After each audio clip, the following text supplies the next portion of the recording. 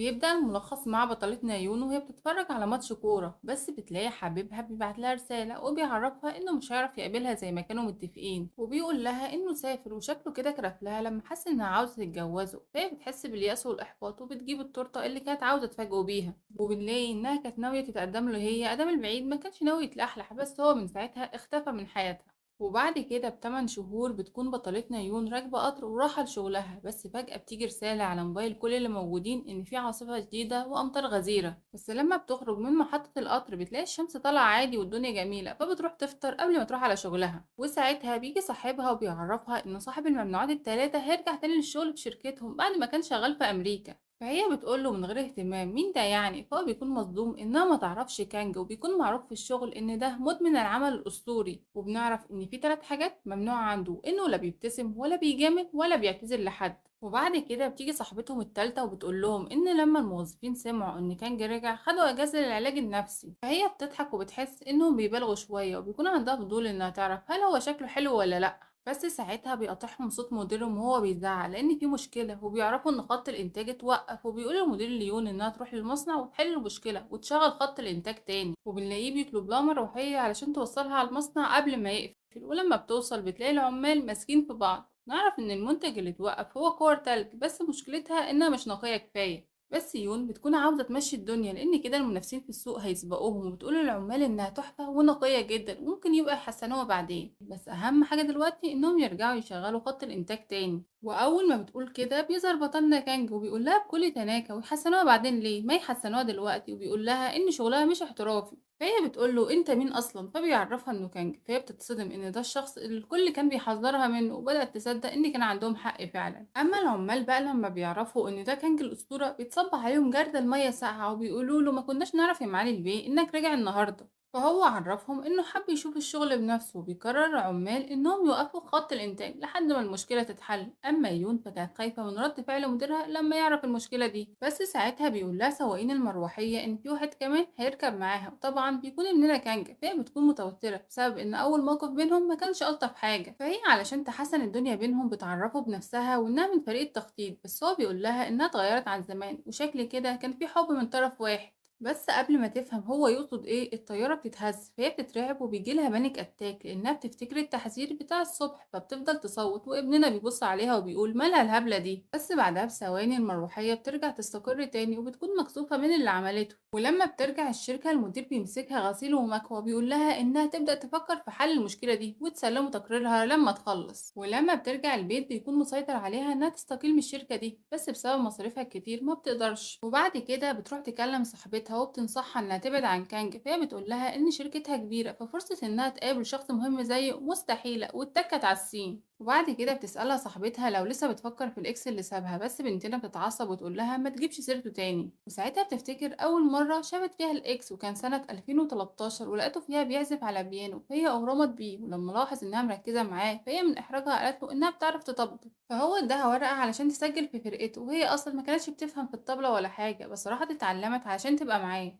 اما بقى في 2015 عملوا اول حفله ليهم، وفي نهايه الحفله كانت ناويه انها تعترف له بحبها، بس عرفت انه هيروح الجيش وهيقعد سنتين. فقالت بينها وبين نفسها مش مهم، اصبري يا بنت السنتين دول. ولما عدوا سنتين قالت خلاص بقى فرصتي اعترف له، بس قال لها انه هيسافر على استراليا علشان يغني هناك، ففقدت الامل في علاقتهم. بس رجعت شافته تاني في 2021، قالت بس احنا مكتوبين لبعض. بس بعد كده بفتره سابها واختفى من حياتها زي ما احنا عارفين. وتاني يوم في شركة بطلتنا بتلاقي كانج داخل على الفريق اللي جنبها وبيعرفهم انه هيبقى مديرهم الجديد. فهي بتتصدم لان شركة طويلة عريضة وجاي يشتغل جنبها، بس لما بتفوق من تفكيرها لقيته بيبص عليها. ووقت الغدا بترن عليها والدتها وبتعرفها انها بره في مطعم جنب شركتها مستنياها، فبتروح على هناك. بس بتلاقي شاب بيعرف نفسه ليها، وبتكتشف ان والدتها دبستها في ميعاد مدبر. وبتكمل ان كانج بيتغدى في نفس المطعم معاهم، وبيسمعها وهي بتعتذر للشاب ده وبتقوله انها لسه ما انفصلتش قوي عن الاكس بتاعها، وبتكون قالت له كده علشان تهرب منه. ولما بترجع للشركة بتلاقي مديرة اسمها تشوي بتعزمها على فرحها، فبتتبسط وبتروح لاسمها. بس الغريب انها بتلاقي زمايلها في القسم بيهنوها على انها تتجوز وبيمدحوا في عريسها، فهي بتستغرب في الاول بس بتعرف بعدين انه انتشر على المنتدى الالكتروني للشركة انها كانت في موعد مدبر وكله ماسكها تريقة، فمش بيجي في دماغها غير ان كانج هو اللي نشر عنها الكلام ده. ولما بتروح له وبتتكلم معاه في الموضوع ده بتحس انه مش مهتم بيها ولا بموعدها المدبر، فاكيد مش هو، بس هو بيلاحظ دعوة الفرح اللي في ايديها وبيبان انه اتضايق.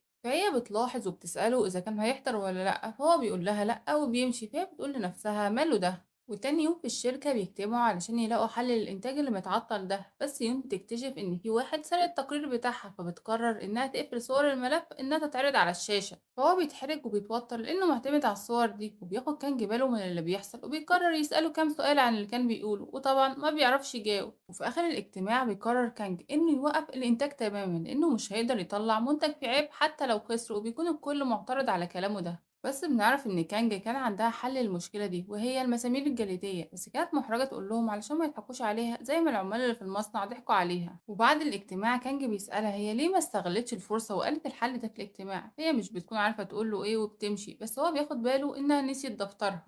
اما بقى لما كانت مستنيه الباص وهي مروحه بتلاقيه جاي ناحيتها وبيديها دفترها، فبتشكره وبتركب الباص، بس بتتصدم لما بتلاقيه طالع يركب هو كمان. ومش بس كده، ده بيقعد جنبها كمان مع ان في اماكن كتيره فاضيه عادي. فمن غير مقدمات بتساله هو انت مش هتقدم هديه لفرح المديره تشوي، وده نفس نظام النقطه عندنا هنا في الافراح.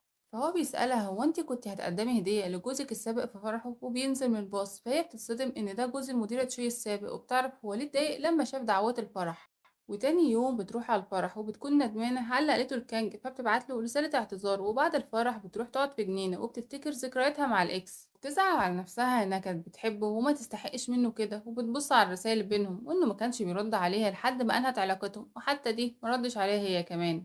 وساعتها بتلاقي رسالة من كانج بيقول لها إنها تعزمه على مشروب لو أسفة فعلا، وبتروح تقابله بس ما كانتش لاقياه، وبتقف تدور عليه في نص الشارع. فبنلاقي كانج بيشدها بسرعة من نص الطريق بعيد عن العربيات، فهي بتبصله بدهشة وبتحس إنها أول مرة تشوفه، وبياخدها بعد كده لمحل واحد صاحبه، فهي بتستغرب إنه إنسان طبيعي هو بيتكلم عادي، أمال هو عامل عندهم كده ليه في الشركة. وبيكون عندها فضول تعرف هو ليه كلمها، بس لما بيسألها الفرح كان عامل إيه، فهي ساعتها بتفهم هو ليه كلمها، وعلشان ما تزعلوش بتقوله الأكل ما كانش كويس أوي. فهو بيقولها بعد كده إنه اتطرد من الفريق اللي كان ماسكه، فهي بتتصدم بس بتقوله ده أكيد بسبب وقفه للإنتاج. وساعتها بترن عليه رئيسة الشركة، فهي بتنصحه إنه يقلل غروره شوية ويعتذر لها، وأكيد هي هترجعه تاني. ولما بيخلص كانجا مكالمته بيلاقيها نامت على نفسها، بس بيصحيها وبيروحوا مع بعض. وبتفضل تحكي له عن شغلها وحياتها، حتى عن الاكس بتاعها اللي سابها وهرب بعد ما كانت ناوية انها تعرض عليه الجواز، بس وهي ماشية اتكعبلت فهو مسكها.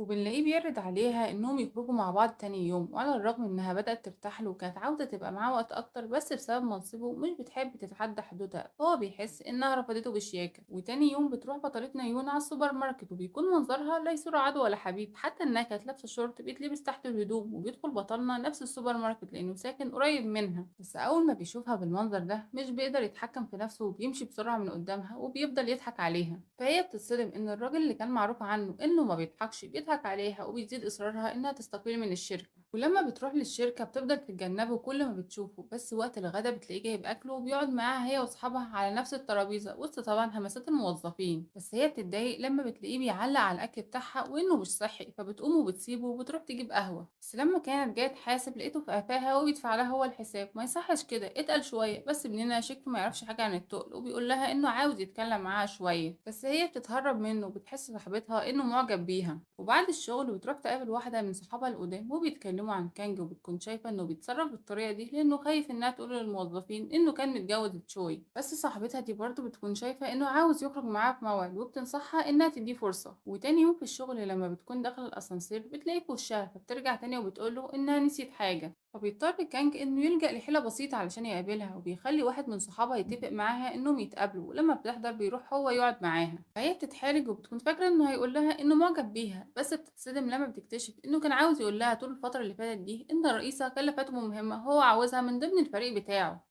فهي بتفهم انها كانت مغفله وسرحت بخيالها قوي، وانه ما سابش الشركه ولا حاجه، هو بس ساب الفريق اللي كان ماسكه. بس على اي حال هي بترفض عرضه، فهو بيتفهم وبيمشي. وبنلاقيه بيروح لمكان بعد كده بتاع تصليح اجهزه، وشكله يعرف صاحب المكان ده وبيقول له ان ده اكتر مكان بيرتاح فيه، وبيطلب نصيحته في المواعده لانه فاشل في العلاقات. تاني يوم في الشركة بينتشر إعلان إن كانج بيكون فريق للمهام الخاصة، وهتكون أول مهمة ليهم هي حل مشكلة خط الإنتاج، بس أصلا محدش بيكون دخل الفريق ده لأنهم خايفين منه.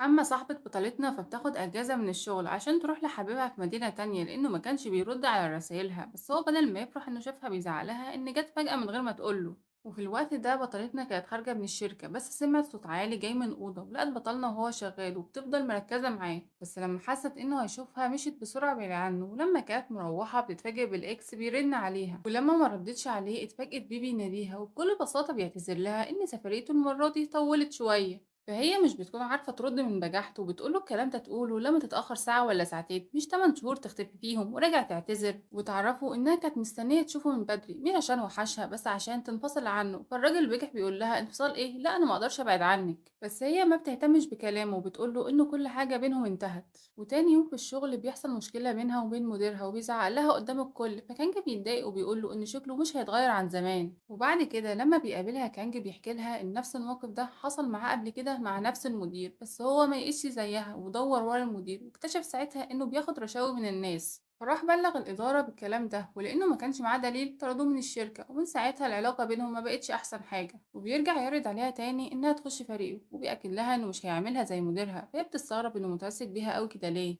فهو صراحة إنه عارفها من أول يوم اتعينت فيه في الشركة وخد باله إزاي هي طموحة وحاسة إنها مختلفة عن كل الموظفين، وبيديها وقت إنها تفكر في عرضه. فهي اتوترت من كلامه وبتحس إن مشاعرها اتحركت ليه. وفي الشغل بتكون صاحبة يون منهارة لأن حبيبها انفصل عنها وبتقع على الأرض وهي بتعيط، فبتجري يون عليها وبتقول لها ياخدوا أجازة ويروحوا للمستشفى. بس المدير بتاعهم أول ما بيسمع كده بيقول لها ما هي لسه واخدة أجازة. وعلى الرغم إن كان باين على صاحبتها إنها تعبانة، بس هو بيروح وبيزعق لها وبيقول لها إنها مش نافعة في حاجة. فكانج بتتضايق ولأول مرة بتعلي صوتها عليه قدام الكل، فهو بيقول لها خلاص ماشي خليها تاخد أجازة النهاردة، بس روحي اعملي لي تقرير بالمنتجات خلال آخر 3 سنين. فهي بتتصدم بس مش بتقدر تعترض علشان صاحبتها، وساعتها بتزعل ازاي الدنيا اتحولت وبتفتكر قد ايه هي كانت متحمسة لما عرفت انها اتعينت في الشركة دي. وبتسهر لآخر اليوم علشان تخلص التقرير، ولما بتروح لبيتها بتكون جابت آخرها وبتكتب خطاب استقالتها بس ما بتقدرش تبعته. وساعتها بتشوف الدفتر بتاعها ولقت ان كان كاتب لها كلام فيه بيشجعها، فبتقعد تعيط. وتاني يوم بتروح الشركة وبدل ما تروح على مكتبها بتروح لكانج وبتقوله انها عاوزة تنضم لفريقه وسط صدمة الكل. فهو بيضحك وبيقول لها انهم هينبسطوا بالشغل مع بعض. وبكده نكون وصلنا لنهاية الجزء الأول من الملخص، ولو عجبك ما تنساش اللايك والاشتراك في القناة وتقولي رأيك في الكومنتات علشان نكمل بقية الأجزاء.